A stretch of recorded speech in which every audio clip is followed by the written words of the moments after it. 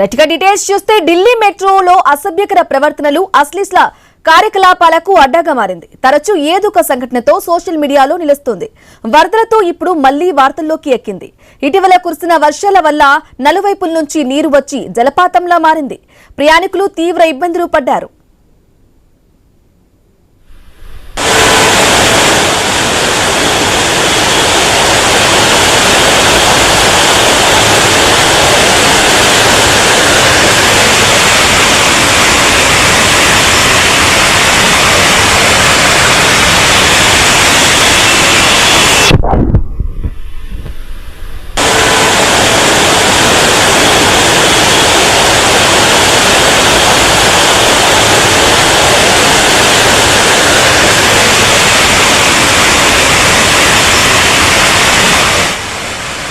ఇక Niagara falls మర్చిపోండి, ఢిల్లీ మెట్రోకు వస్తే సరిపోతుందంటూ భారీ ఎత్తున ట్రోల్స్ చేస్తున్నారు.